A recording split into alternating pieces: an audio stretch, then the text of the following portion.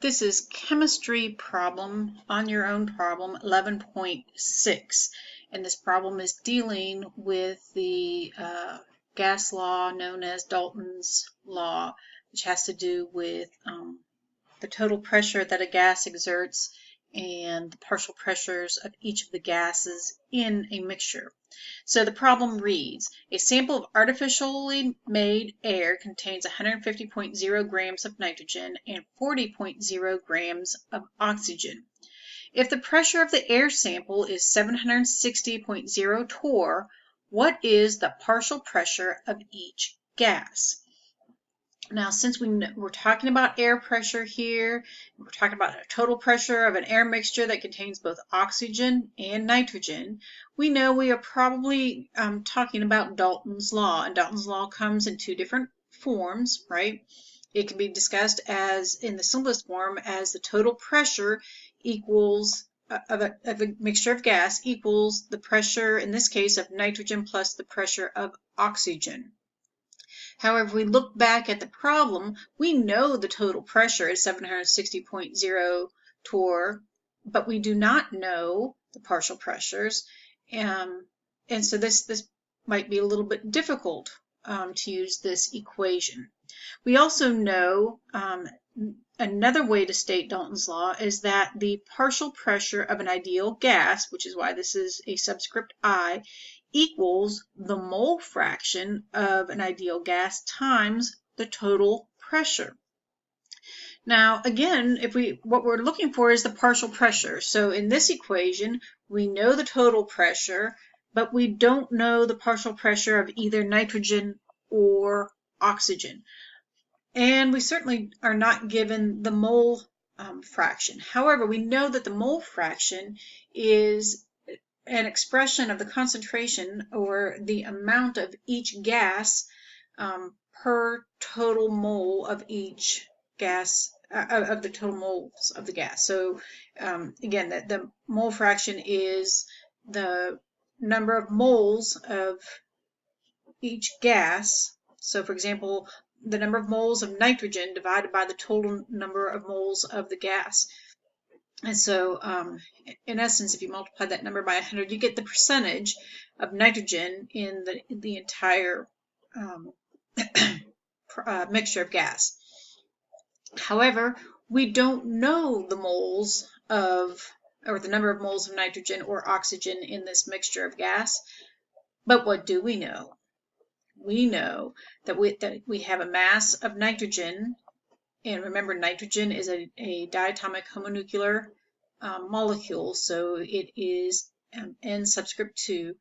We have a mass of 150.0 grams. The mass of oxygen in our sample, again, a diatomic homonuclear molecule, is 40.0 grams. And we know the total pressure. What we want to know is the partial pressure for nitrogen and oxygen. Okay, we can use this as well. So we know mass, but in order to use this equation, right, and especially to calculate our mole fraction, we have to know how many moles we have. Well, fortunately, you might be thinking, you remember something we've been using, another equation that we've been using almost every module since we first learned it. We know the mass. How do we determine the number of moles that are in this mass, in this sample of nitrogen or in this sample of oxygen? Yes, you're right. It is our friendly molar mass calculation. And so once we know the moles of nitrogen and moles of oxygen, we can also determine the total moles, and we will be able to determine the mole fraction for both nitrogen and oxygen. So remember that the molar mass, right, if we find the mass of one molecule in AMU, that will tell us how many grams we need to weigh out to have exactly 1 mole of that substance. So for nitrogen, one nitrogen molecule is composed of 2 nitrogen atoms, and so we take 14.0 is the mass of one nitrogen atom, multiply that by 2, and we get 28.0 AMU. This little 3-dotted triangle is shorthand for therefore. Remember, AMU is not equal to grams. All this does is tell us how much we have to weigh out in a lab. If we go and use our balance, we weigh out 28.0 grams of nitrogen. In that sample, we will have 1 mole of nitrogen molecules. Okay, it's just simply a way to determine how many, the relationship between mass and moles. So we do the same thing with oxygen. Again, oxygen is a diatomic homonuclear molecule, so we have 2 atoms of oxygen, which means our mass of 1 molecule of oxygen is 32.0 AMU. Therefore, if we weigh out 32.0 grams of oxygen, we will have 1 mole of oxygen. Now that we have our conversion factors, we can set this up. So in our sample of 150.0 grams of nitrogen, we do our factor label method to help us remember whether or not we multiply or divide, right? And so we know we want grams to cancel, so when we use our conversion factor, we put grams in the denominator, moles in the numerator. And so we divide 150.0 divided by 28.0 grams of nitrogen.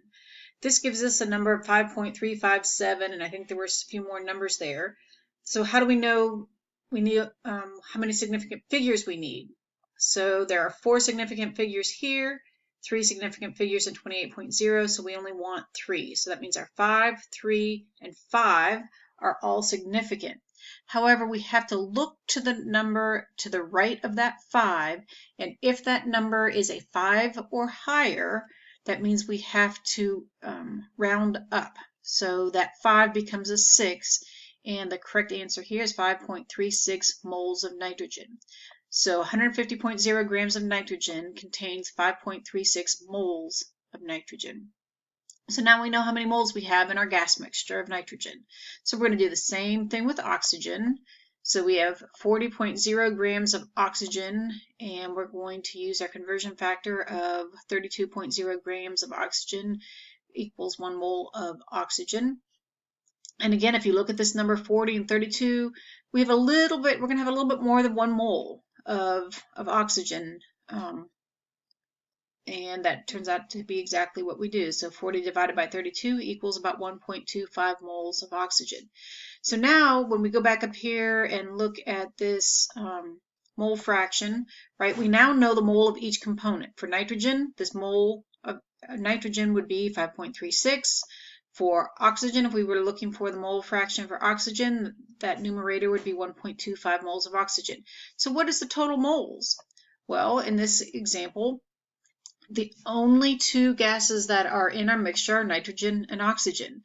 So the total number of moles is simply those 2 numbers added together. So 5.36 moles of nitrogen plus 1.25 moles of oxygen equals 6.61 moles total.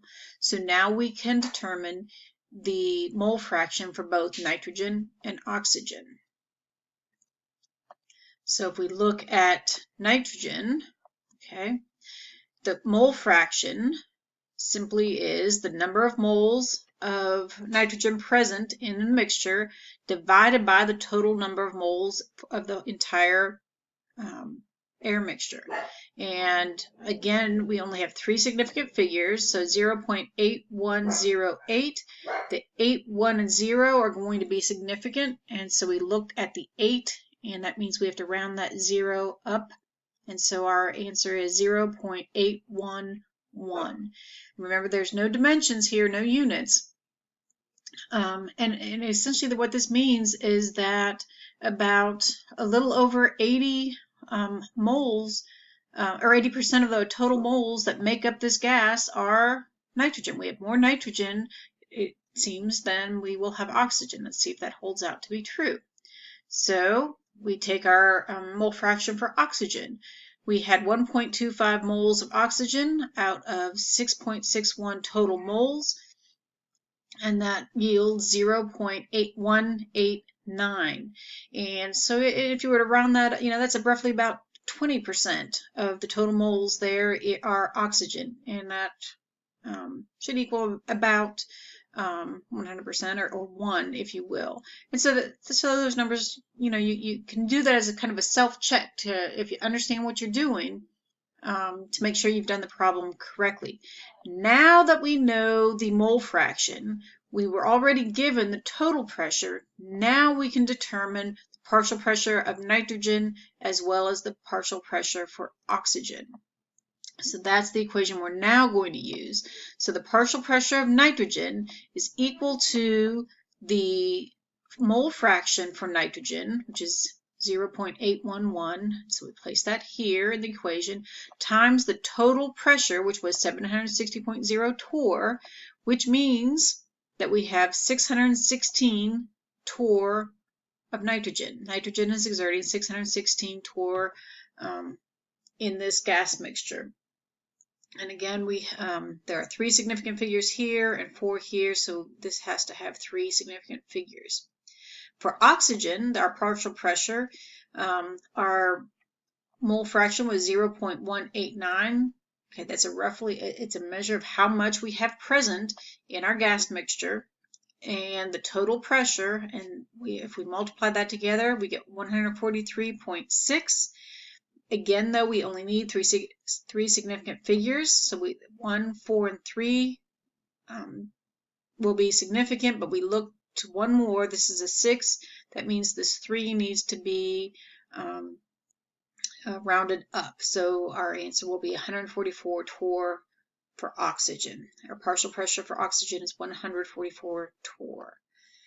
And if you really want to check, right, we know in that original Dalton's equation that the total pressure equals the sum of the partial pressures. So if we were to add 616 plus 144, we would indeed find that it equals 760. And just another way to double check your work and to see if you are on the right track.